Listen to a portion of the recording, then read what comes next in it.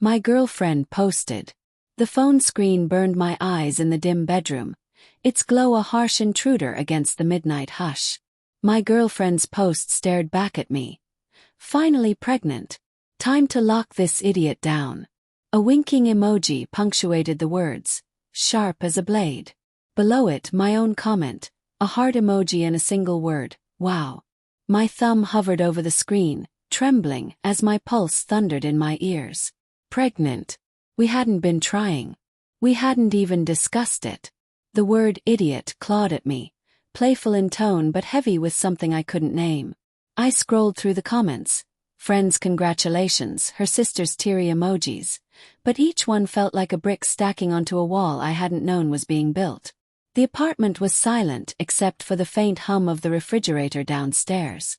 Sarah slept beside me, her breathing soft, her dark hair spilling across the pillow like ink. I studied her face, searching for answers in the curve of her jaw, the flutter of her eyelids.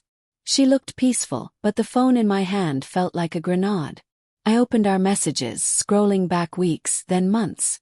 Her texts were warm, flirty, normal. Miss you at work, babe. But now they seemed like a script, each word a possible lie. My chest tightened, a vice of doubt squeezing my ribs. I needed to know. I needed to understand why her announcement felt like a confession of something darker. The next morning, sunlight sliced through the kitchen blinds, painting stripes across the counter where Sarah stood, humming as she poured coffee. Her oversized sweater hid any hint of a bump, but her movements were deliberate, almost performative. "You saw my post, right?" she asked, her voice light, teasing. She slid a mug toward me, her hazel eyes catching mine for a moment too long. "Yeah," I said, my throat dry. "Big news." I forced a smile, but my fingers tightened around the mug's handle, the ceramic hot against my palm. "When did you find out?" She leaned against the counter, stirring sugar into her coffee with a slow, rhythmic clink. "A couple weeks ago. Wanted to surprise you." Her lips curved, but her gaze darted to the side, lingering on the window. A warning bell chimed in my mind.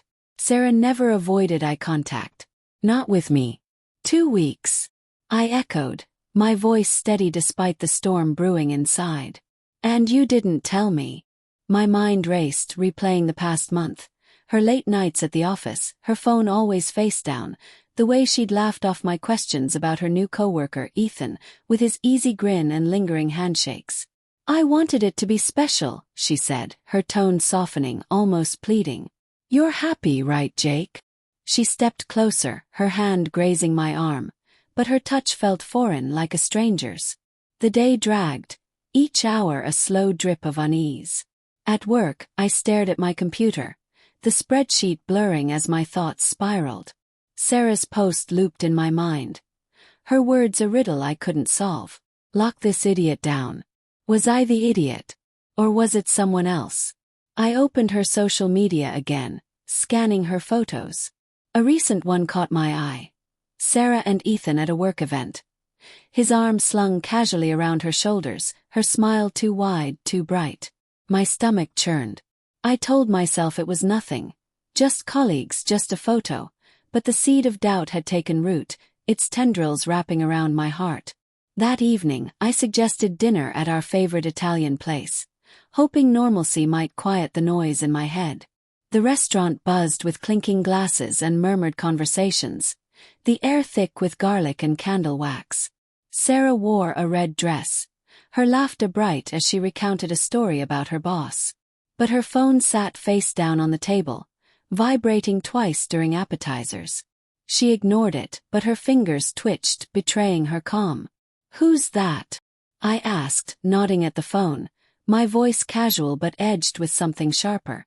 She glanced at it, then back at me, her smile faltering. "Probably just work. You know how it is."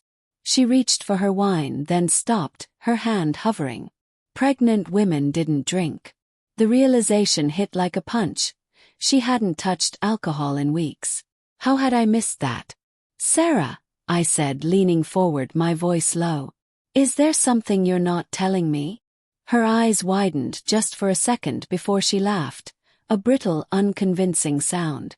Jake, you're being weird. Just a baby. Our baby. But her words felt rehearsed, and the way she gripped her napkin, knuckles white, screamed of secrets. I couldn't sleep that night. The apartment felt too small, the walls pressing in as I lay beside her, her breathing steady while my mind churned. At 2 a.m., I slipped out of bed and grabbed her phone from the nightstand. Her password, our anniversary. Unlocked it easily, a cruel irony. I opened her messages, my heart pounding as I scrolled to Ethan's name. The thread was a knife to the gut. Miss you already, can't wait for tomorrow, you make this so hard. Her replies were coy, flirty, laced with a familiarity that wasn't mine. A photo from last week, her in a park, laughing, his hand on her waist, confirmed it. The baby might be mine, but her heart wasn't. I sat on the couch, the phone heavy in my hand, my vision blurring with tears. Anger surged, hot and blinding, but beneath it was a deeper ache, love, twisted and bruised, still clinging to hope. I wanted to scream, to shake her awake, to demand answers. But I also wanted to pretend I'd never seen it, to rewind to yesterday when I could still believe in us. The next morning, I confronted her. The kitchen felt like a battlefield, the air thick with unspoken truths. Who's Ethan to you? I asked, my voice shaking as I held up her phone. Sarah froze, her coffee mug halfway to her lips. Her face crumpled, guilt and defiance warring in her eyes. Jake, it's not what you think, she started, but her voice cracked, betraying her.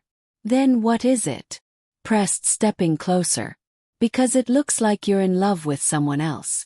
And you're pregnant, Sarah. How do I even know it's mine? Her silence was louder than any confession. She sank into a chair, tears streaming down her face. I didn't mean for it to happen, she whispered.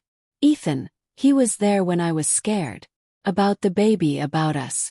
I didn't know how to tell you. Her words were a blade, slicing through the last threads of trust. But as she sobbed, I saw the woman I'd loved for 3 years. Flawed, human, trapped in her own mistakes. I wanted to hate her, but all I felt was grief. Why didn't you just talk to me? Asked, my voice breaking. I was afraid you'd leave, she said, her eyes pleading. I love you, Jake. Do. I just got lost.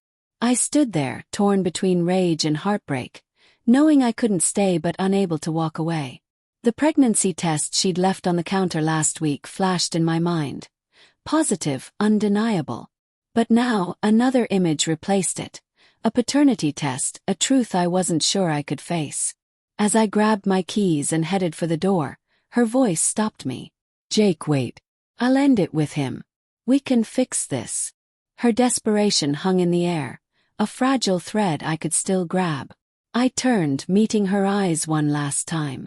Can we? I asked, my voice barely a whisper. The door clicked shut behind me, the sound echoing like a gunshot in my heart.